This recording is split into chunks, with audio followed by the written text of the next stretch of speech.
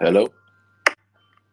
Hi! Yeah, we will start in a few minutes. We'll just wait for the others to join.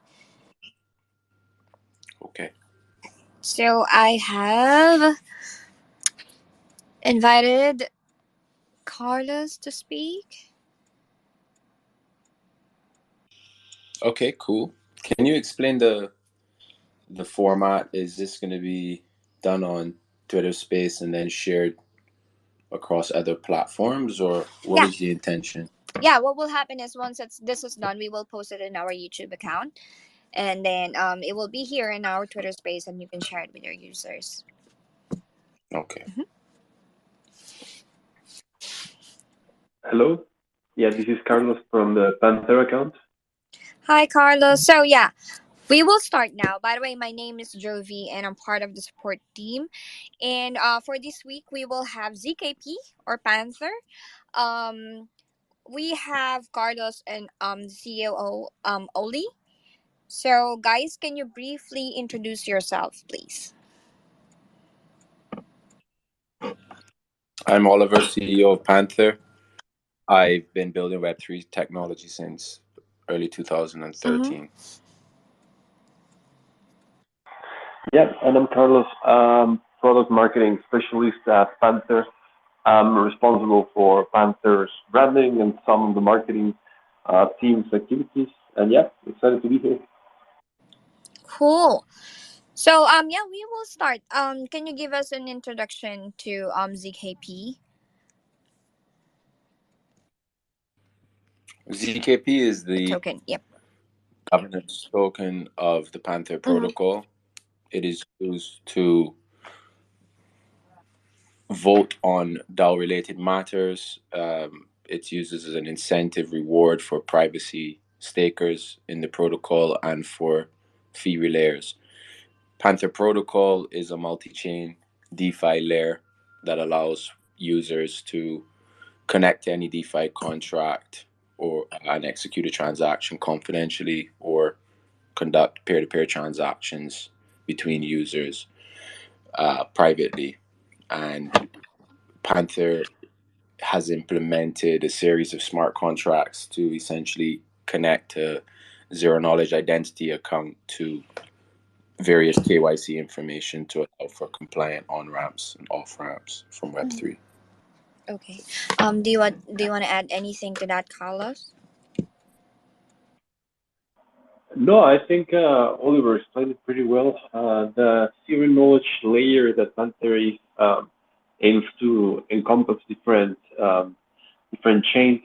And so the main point of the protocol is that users can deposit assets from multiple Mm. chains and access their privacy at the same layer and share the same privacy regardless of different privacy sets, regardless of different what we call zones, which is spaces where users can trade with each other.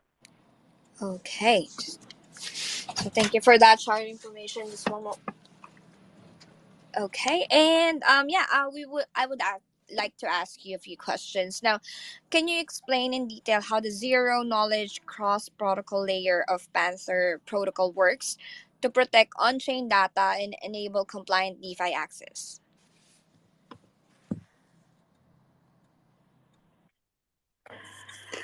A user creates a Panther identity account by connecting Mm. their wallet, their self custody wallet to the protocol and sending assets to the protocol.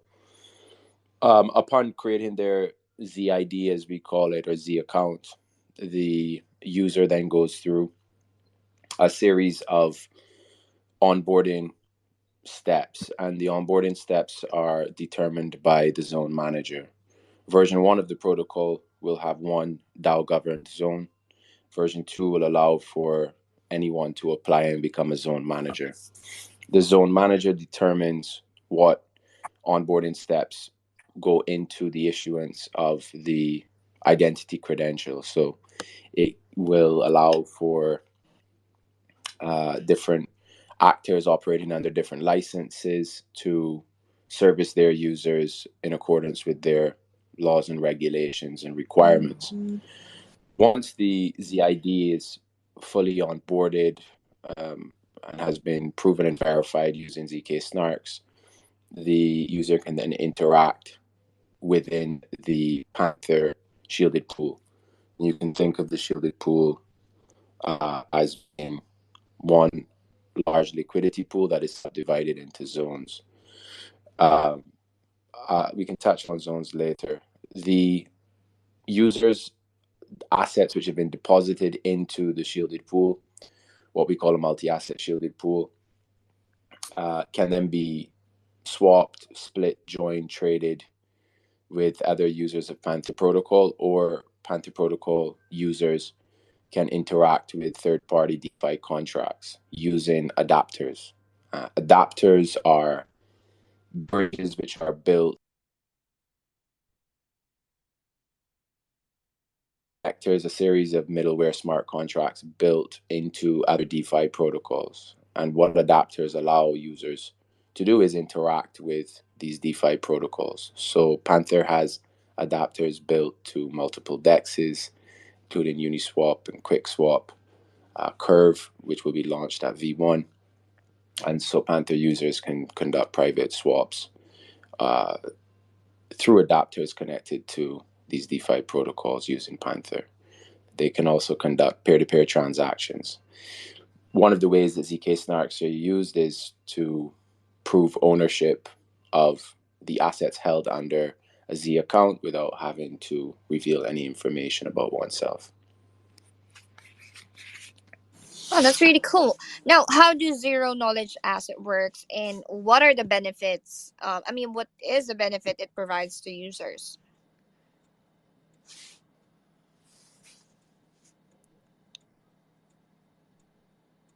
Carlos, Oli? Yeah, I see Oliver's account as speaker, so I was waiting for him to say something. Do you hear me all right? Yes. Loud and clear. Okay, cool. Okay, cool. Yeah, I think, well, the zero knowledge aspect, zero knowledge is a very powerful Yeah, sorry. technology. Can you hear me as well? I dropped off the Oh, internet. that's okay. Yeah, we can hear you. Yeah, want to take this one, or should I? Yeah, Hello? can you hear us? You can rejoin. Then Well, I do hear Oliver as well, but yeah, it looks like he can hear yeah. us. So I'll take this one while he sorts it out. I'll also send him a message that we can hear him. Well, zero knowledge technology is pretty. You hear us, Can Oliver? you hear us? Hello? Strange. Let me shoot him a message quickly. Connection.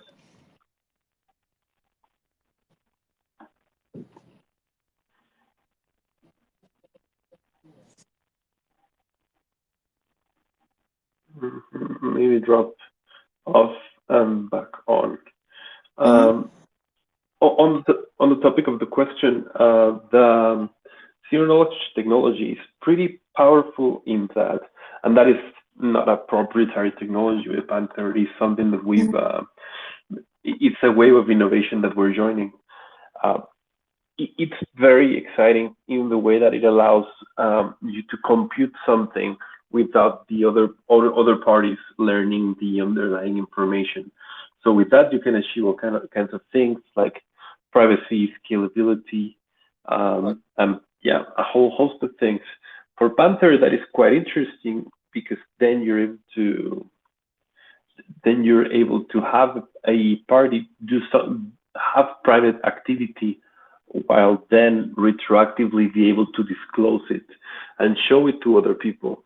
So you can basically have all your DeFi activity be private by default. And when an auditor or a compliance authority comes around, you can then reveal it to them, which allows you to have the best of both worlds in a few words. Oh, that's a good thing.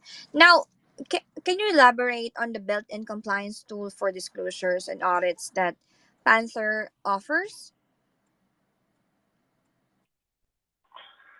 Yeah, compliance compliance is a world that's changing constantly, and the authorities, to some degree, recognize that we need privacy in our financial transactions. That having everything public is actually not good for anyone.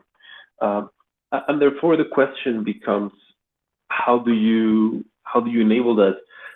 They're actually viewing the zero knowledge technology with very good eyes because of that. Um, this is the mechanism that we're trying to enable for people to use zero knowledge technology to retroactively disclose their activity. Of course, there are some parts of this that we as an industry still have to overcome. We have to make the authorities realize that this should be the standards that financial activity needs to implement. And a big and exciting part of that is also involving third-party Web3 compliance service providers, which is what Panther is currently looking into. There are many parties that also want to use this technology to adhere to standards for anti-money laundering, for KYC, and yeah, Panther is also trying to be at the forefront of implementing these technologies for the better of financial compliance. I see Oliver has joined. Can you try and speak now, Oli? Hello. We can hear you. We hear you. Yeah, apologies for the internet dropping off. That's okay. No problem with that one. So, can you share more about the strategic partnership that the Panther protocol was formed, and how does this partnership enhances the value of your platform? I presume this is the strategic partnership with Yeah. Swift. And any other partnership? Any other partnership. Panther has strategic partnerships with a number of L1s and L2s and a handful of DeFi protocols and Web3. An agnostic set of functionality can provide to any partner in the form of confidential or private peer-to-peer transactions. That usually forms the basis of the core value proposition. You can integrate and offer the ability for any Panther user to execute on a third-party protocol confidentially, and that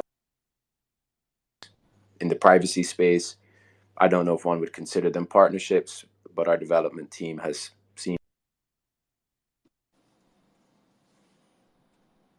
Oh, sorry. We lost you again. Can you hear us? L2 protocols as well. Yep. Can you hear us?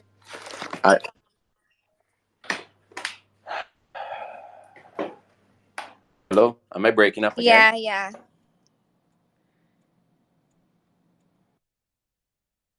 But we can hear you. Well, we can hear some of that. But yeah, I mean, just to echo Oliver's point without the breaking points, I think, partnerships are very important for Panther because we need to integrate different pieces of the existing DeFi ecosystem into ours. We see that the value is to provide privacy to what already exists rather than trying to force users to take their liquidity into a new system or to try to create something that then can struggle to build adoption. Ideally, we want to create something that people that uses and empowers the tools that people are already using, as such for partnerships and technical integrations, and ideally even collaboration with other DAOs. That's really important for us. All right. I just want, if you can hear me, I want to apologize again. I'm having network issues. There's nothing I can do about it, but I can't apologize.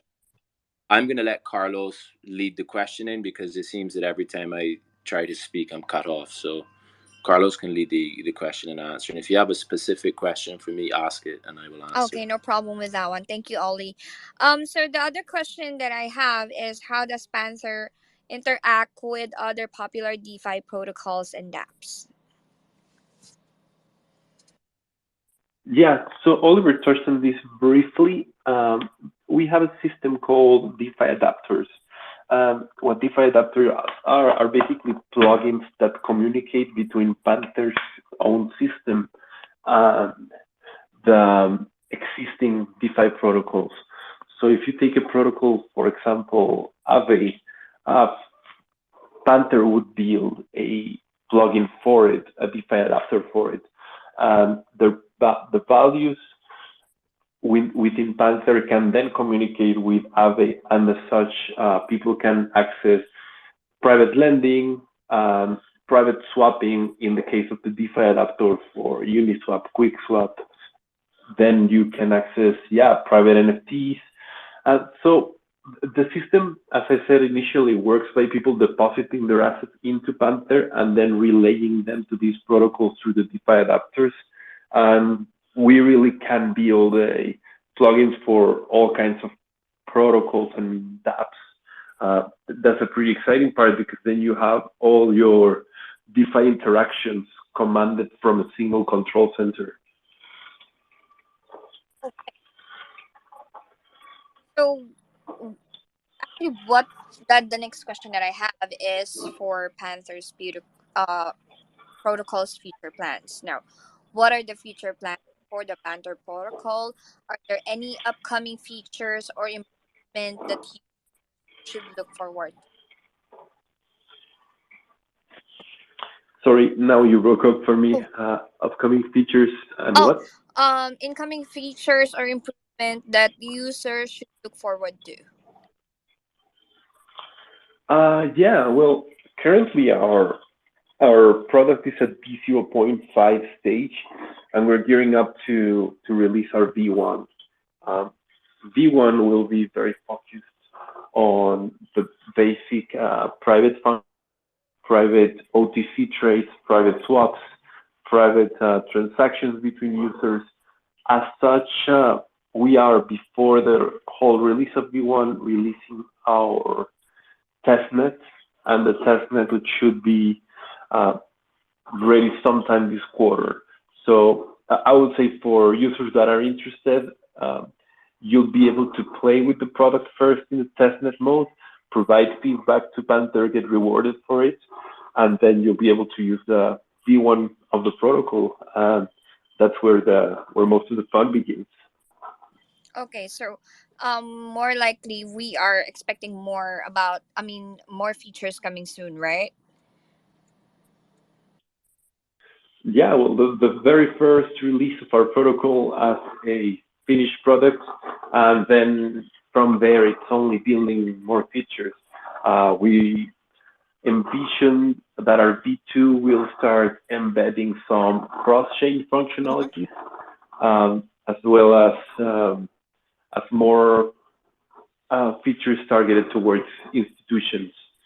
So that's another big part of Panther's mission. We also want to onboard financial institutions into these by solving the problems that they have with their strategies being out in the open in blockchain networks like Ethereum. Okay, and how does Panther protocol plan to stay competitive in the rapidly evolving DeFi space? Yeah, that's a good question. I'd actually, if he's able to share his answer, I'd like to hear Oliver's thoughts on that one. Oli, can you hear us? Yeah. Panther has a multi-asset shielded pool, which allows for different assets to be mixed within a single pool, sharing an anonymity set. That's not being done in Web3. We have ZIDs and Z accounts. We're the first privacy protocol to enable customizable compliance onboarding. That's not been done in Web3. We have a ZK Snark cryptographic primitive called pmonk, which improves the efficiency of private cross-chain messaging by roughly 140 times. That's not been done in the Web3 space. We have one of the leading teams in the ZK Snark space with over 20 engineers and cryptographers working full-time on this project and have been building it over the last 2+ years. Mm-hmm. We have thought leaders and a team that is capable of executing on a product that people want to use. So when we publish the code and the documentation, the community, which is also a competitive advantage because we have a fantastic community and our DAO is increasingly active, the community can decide whether or not they want to actually launch the Panther protocol and host front ends and publish APIs and so forth. And if they do decide to do that, we're confident that the open source technology we're releasing is best in class. Okay. All right. Now, how does Panther protocol ensure a user-friendly experience, especially for those who are new to DeFi? Yeah, I have to say that our UI UX team is fantastic, and the people that are in charge of building our application have really put a lot of thought into how it looks, how it feels for users, what is more logical. Having a system that allows transactions to happen within itself is also very helpful, because then you can save yourself a lot of the hassles of writing to public blockchains directly. So that's a positive point. But overall, I think the most important thing is that DeFi itself is still adapting to a lot of best practices. It has a lot of friction. That is something that we're going to see evolving from multiple perspectives. And yeah, we on our side, we try to lay our own bricks and put a lot of thought and dedication into the user experience. Okay. That's really cool to hear. Now, can you explain how users can earn rewards in ZKP for their zero knowledge activity? Yeah, yeah. Um, Panther has a system called privacy reward points. Uh-huh. And the way privacy reward points work is that you get rewarded for all private activity within the protocol. So you, for example, will be able to do a private swap and get rewarded for it. Again, in this, let's call it intermediate currency, the privacy reward points. So by earning this we have the privacy reward points system because we want you to use Panther as much as possible, because by doing so, you're also providing users with privacy. And that's, I think, one of the most interesting core elements of the protocol. Then we will have a automated market maker like system that will allow users to swap their PRPs for CKP or native token at variable rates. And having variable rates sounds kind of counterintuitive for the user perspective, but at a protocol level actually makes a lot of sense, because your user is then being able to decide how much they value those PRPs, Panther reward points, and by doing so, they're actually putting a monetary value on their own privacy feature and a number that then can be used for multiple other products and projects. Okay. All right. Now, I don't have any more questions, but for our listeners, is there anyone else who would want that would want to ask questions to Carlos?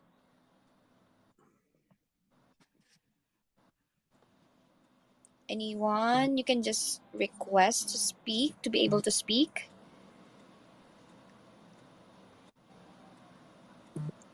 I don't think there is anyone who would want to ask questions. So, let's wrap it up. Is there anything else that you would want to say to our listeners, to our audiences, and to all those who will listen to the recording of this Twitter space? Yeah, I think it's time for a lot of us to consider the importance of our own privacy, and at a deeper level what privacy means. If you go into Panther's website, we have zero knowledge technology in the forefront of everything. We basically use it as a synonymous for privacy. And that's because privacy fundamentally is not a bad thing. Privacy does not mean you hiding anything. And zero knowledge technology is basically the technological embodiment of this idea. The zero knowledge means that you can have your privacy while at the same time staying compliant. It means that you can prove that you have nothing to hide, that you just choose to have your privacy because that's your right. And that's something that I would like to tell the audience to think about, like their privacy, what it means, and to look into this technology. And if they're interested, of course, in how we're applying it, be welcome to check it out. But for sure, take a look at zero knowledge, because it's the future, we believe, of the next wave of adoption for Ethereum, for smart contract blockchain networks, and for the crypto ecosystem as a whole. All right, thank you so much, Carlos. Also thank you, Oli. To everyone that's listening right now, and to anyone who's going to listen to this recording, thank you so much. And yeah, see you next week. Thank you, Carlos. Thank you for your time, and thank you for everyone. All right. To everyone listening. Also, Oli, thank you. He's not here anymore, but yeah, thank you. Have a good day or night. Yeah, apologies on his behalf. I know he really likes to be a part of these kind of sessions, so a bit of a network issue there, but it was great to do this. That's okay. Thank you very much for your time as well. Thank you. Bye. Bye bye.